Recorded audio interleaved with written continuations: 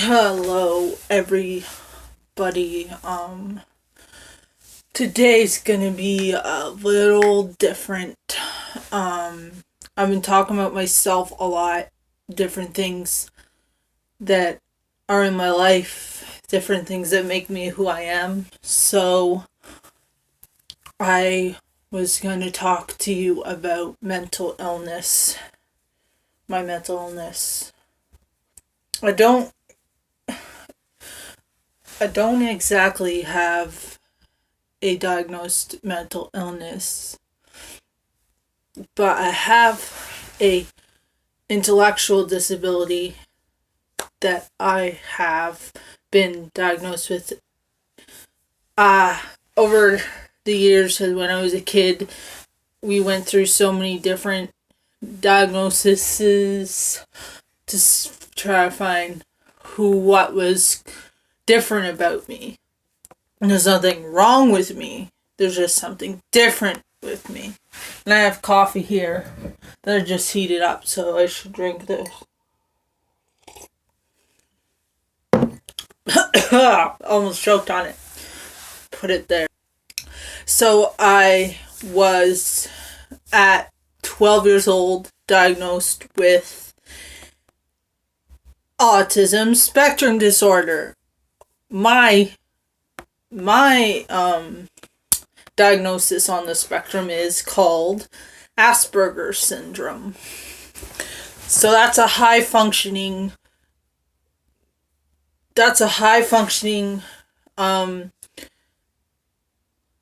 part of the autism spectrum. Say what you will that you think I'm retarded. I've heard that enough. But I don't like that word. That's not a nice word to use about someone. I'm not retarded in any sense. I am intelligent. I can do things on my own. I can talk.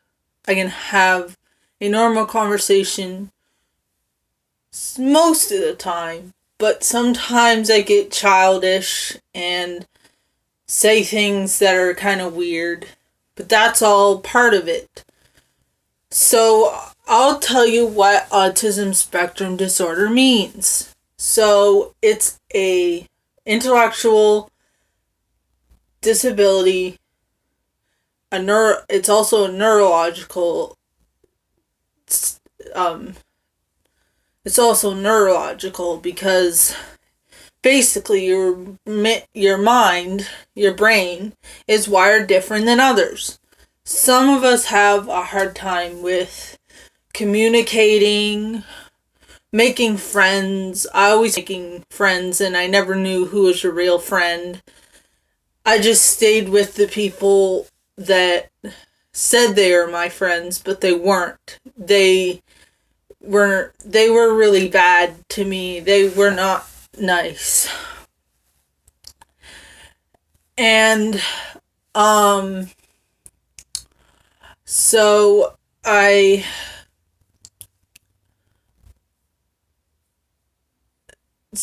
also, we sometimes have a hard time understanding things like jokes or being sarcastic. But you know what? I'm really good with sarcasm because I'm sarcasm.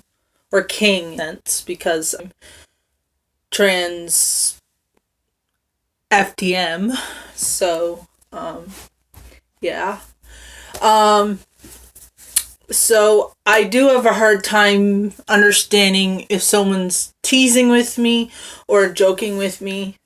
Like, I had a best friend and she would tease me a lot, which wasn't very nice, but I wouldn't understand it. And she'd get upset with me when I didn't understand. And I've tried to tell her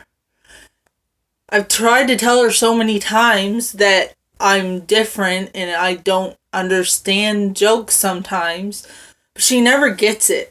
So I don't think she was my best friend at one point, and I don't think I want to understand me. So now I've found a group of friends that does understand me. I started to go to the mental health recovery center, which is not just for mental illness. It's for people like me with autism too. But I do struggle with mental illness too because of Asperger's. It can be a component of other problems, such as ADHD, OCD, anxiety, depression, and I have all of those. I had social anxiety really bad when I was younger, and I couldn't talk to people or go out without having an anxiety. The other day I had a panic attack and I didn't even know why. I just did. I just started to freak out. I don't know. It was weird. And I do still have social anxiety, but this kind of, I think, comes from a past life because I've never been raped or kidnapped. And that's what my fear is, that I'm going to get kidnapped or raped. But I was sexually abused, but it wasn't rape. It was a traumatic event though, because I was so scared. Yeah, I wanted to run, but he was aggressive with me, and it still wasn't rape because I wanted to do so. Yeah, I have a problem where whenever I can't be with somebody or had a breakup, I go to someone else to make me feel better, but they just make me feel worse because they're like perverts. But yeah, Asperger's is hard because I have a hard time learning things. Like, I have a learning disability that I don't think comes with the Asperger's, because it does. I guess it does, but I was born early. I was a preemie, so my brain didn't develop all the way. So I have a trouble learning things. You have to keep repeating it and showing me it until I get it eventually, and it really frustrates people. Also, I have aggression issues. I have hit people. I've thrown things at people. I've broken things. It all comes from anxiety. When I'm anxious about something and I can't tell anyone about it, or I'm too scared to tell somebody about it, I just go into, because I don't really have, I mean, where I used to live, they did talk to me about stuff, but I was so used to my parents not wanting to talk to me about personal things, which they're supposed to do, but I never had any. So this built up anxiety from Zen made me just freak out. It makes me get all this built up anger and all these mixed emotions, and I just blow up. And I also self-harm. I try not to do it anymore, but I used to self-harm. Not with knives, just with a razor blade from